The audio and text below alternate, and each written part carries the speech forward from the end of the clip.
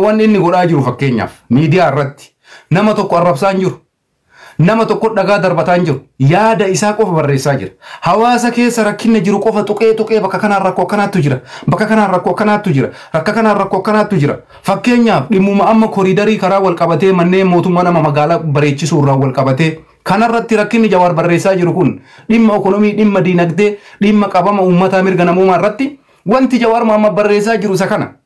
Isa kanarratti Jawaar gabbee nama tokko waan jenne mootummaa qeequun bakka kanaatiin rakkinni akkanaa hin jira waan akkanaa sirreeffadha bakka kanaatiin rakkinni akkanaatu jira kana sirreessaa mootummaadhaan jechuu mirga guutuu qaba. Fakkeenyaa miidhaa uummata irra gahaa jiru milishaan haa ta'u qaama mootummaa keessa qaamni tokko milishaa ta'ee abbaa fedhe haa ta'u miidhaa isarraan gahaa jiru. Kanaafuu kuni ammoo waan Jawaariin nama arrabsiisullee hin qabu. Duulli kuni kakaleessa falmannee ofirraa dhoorgineedha. Zabana wayyaanee keessa uummanni Oromoo rakkinna isaa falmatee gabrummaa isaa falmatee wayyaanee ofirraa kaase dhiittaa mirga namaa qaala'insa gibiraa dararaa hawaasa irra ga'e kanuma kanaan alatti Jawaar achi dhaqee mootummaa inni arrabse tokko illee hin jiru. Amma namoonni tokko maalitti fayyadamuu barbaadan Jawaar Mohaammed haadha muummicha ministeeraa Dr. Abiy Ahmed arrabse haadha namaa arrabsuun dhoorgaadhaa jedhan. Jawaar haadha muummicha ministeeraa Dr. Abiy Ahmed hin arrabsin. Namoota waan kana jedhaniif deebii isin haa ta'u dhaggeeffadha. Isin wanni barbaadan takkattiin jecha kana fayyadamtanii ajandaa keessan oofachuudha. Mirga guutuu qabda. Laakiin Jawaar Mohaammed haadha Abiyyiitii miti. Haati Oromiyaa hunduu haadha isaati. Haadha nama takkaan tuqu haadha namaatii miti. Nama taraa tokkoon arrabsu Jawaar. Akkuma isin beektan uumamuma isaa irraa kaasee poolitikaa isaa keessatti wanni hawaasni isa jala deemuuf abbaan fedhe waan fedhe yoo isaan jedhe abbaan fedhe duula fedhe yoo isarra geggeesse nama sanii deebii takkan deebisu Jawaar. Muummichi ministeeraa afaan isaatirraa baasee haati tiyya waggaa torbatti nugusa Itoophiyaa torbaffaa taatanaan jette jedhee muummichi ministeeraa dubbate. Viidiyoo san ijoolleen fuudhanii miidiyaa kanarra maxxansanii jiran. Jawaar jecha kana jedhe malee haadha Abiy Ahmed arrabsee haadha muummicha ministeeraa tuqe haasaa Jawaar jedhu san suni dogoggora. Ragaa yoo qabaachuu barbaadan ammoo ragaa viidiyoo kan muummichi ministeeraa jecha san dubbate miidiyaa kanarra guutee jira. Saniin gara kaanitti wanti Jawaar haadha muummicha ministeeraa arrabsee hin jiru. Kanaafuu fakkeessitanii waan hin jirre walitti hin laaqina. Waan hin jirre walitti hin laaqina. Karaa biriin qabsoo geggeessa. Hawaasa bal'aa jira. Ummata Abiyyi jaalatu lakkoofsan qabu kumaatama jira. Kanaafuyyuu waan dhugaa dubbattanii dhugaan mootummaa kana wajjin yoo dhaabattan bareedaadha. Soba yoo gootan ammoo sobni isinirraa illee bareedu isin fokkachiisa. Garuu mootummaan kun kennaa faana dhaabbannaa faana hiriirraa jettanii mirga guutuu qabdan.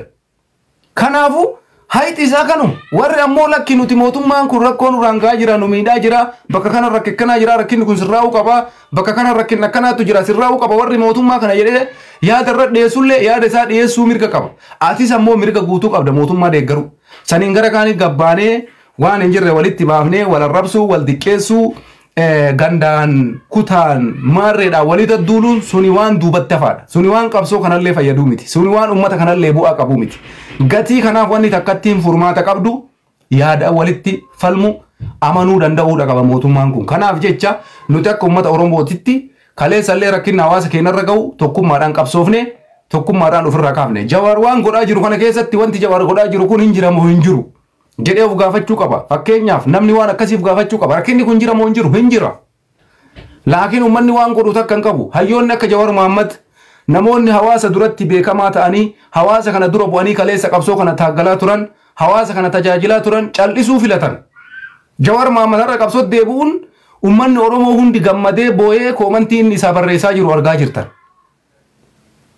Maaliifi namni jalaa dhaga'u kabiraa hin jiru miidiyaa kanarra. Jawaari makana jalaa dhagaa. Dhiibbaallee namni godhuu danda'u Jawaar Mohaammed kana.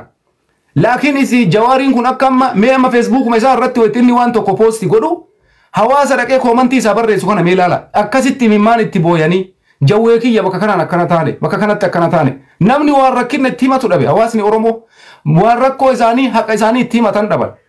Kana jechuun Jawaar ammoo nama arrabsuu miti. Rakkoo uummataa dubbachaa jira. Rakkinni uummataa kun hin jiru faaktii yoo jettu taate ati mataan keetu muummichuma sanii jechuun muummichuma ministeeraa san.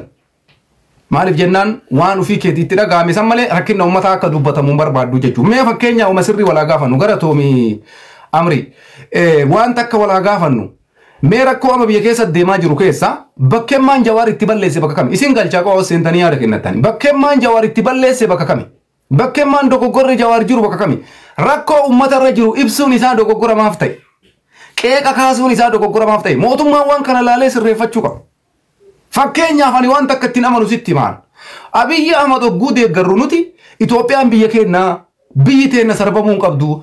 Xilaanni badee dhufee daangaa Oromiyaa ceenee Oromiyaa gabromsuu qabnu jennee kanarratti muummicha ministeera sappoortii godhaa ture akka dhuunfaa kiyyaatitti. Har'allee ejjannoon kiyya kanarratti hin jijjiiramu. Dhimma Sumaalee irratti ejjannoon kiyya hin jijjiiramu. Dhimma Masrii irratti ejjannoon kiyya hin jijjiiramu. Raayyaa ittisa biyyaa faanaan dhaabbadhaan. Raayyaa ittisa biyyaa jechuun anaa fi sillee sababa isaaf jirra waan ta'eef. Laakiin raayyaan ittisa biyyaa ammoo politikanyaawwan nama uummata kana miidhama uummataa kana dubbatu miidhuu osoo hin taane dhageeffatee rakkinna hawaasa kanarraa jiru akka inni ittisuuf raayyaa ittisa biyyaa jaalladha.